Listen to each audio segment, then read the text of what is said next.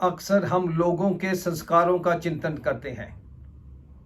वो ऐसा क्यों है, वो ऐसा क्यों कर रहा है, उसे ऐसा नहीं करना चाहिए।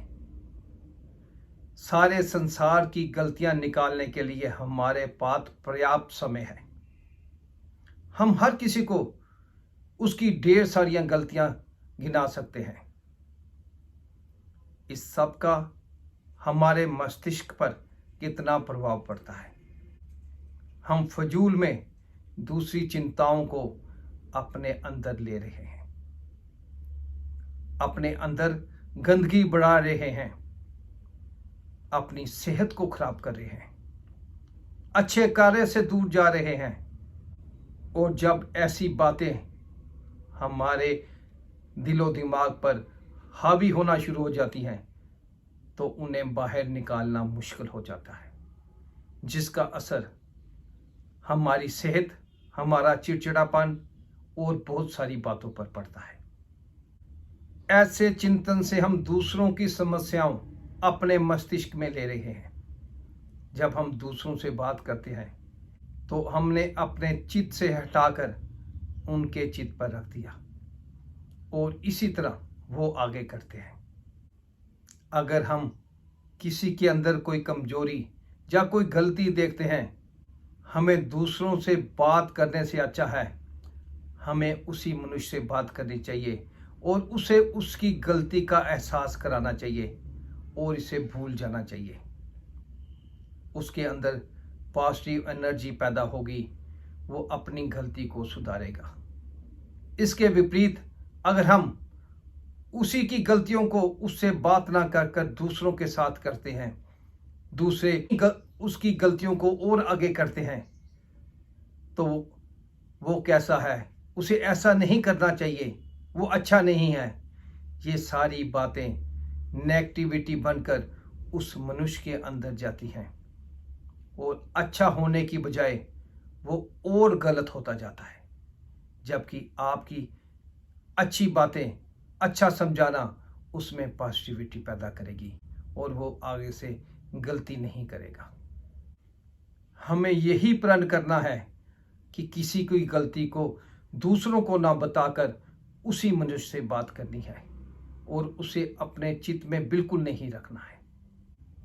अगर हम किसी की बुरी आदत के बारे में सोचना छोड़ देंगे तो हमारा मस्तिष्क शांत रहेगा।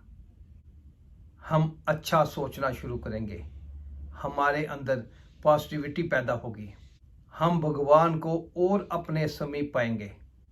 जब हम कुछ सोचेंगे ही नहीं तो क्यों हम फिजूल में किसी और के साथ बैठकर बातें करेंगे, क्योंकि तब हमारे पास किसी की बुराई करने का वक्त ही नहीं होगा। जब कोई बात ही नहीं है तो बुराई कैसी। जहां पहले हम एक एक घंटा बैठकर बातें करते थे, अब 2 4 5 मिनट बैठकर हालचाल पूछ लिया, तब आपको लगेगा यहाँ व्यर्थ में बैठकर अपना समय गंवाने से अच्छा है कहीं पुण्य का कार्य किया जाए, मंदिर में माथा टेका जाए, या गुरुद्वारे में जो बिल्डिंग का कार्य चल रहा है वहां ईंटों की सेवा की जाए, या फिर अनाथ और गरीब बच्चों को फ्री में ट्यूशन पढ़ाई जाए। आपका मन अच्छी तरफ चलना शुरू होगा।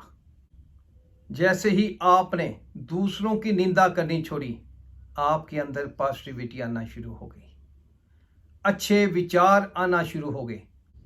जो समय हम दूसरों की बुराई करने में लगाते थे, वही समय अब हम भलाई के कार्यों में लगा रहे हैं। क्योंकि सबसे पहले अपनी कमजोरी को पहचाना, अपने दिमाग के कचरे को बाहर निकाला।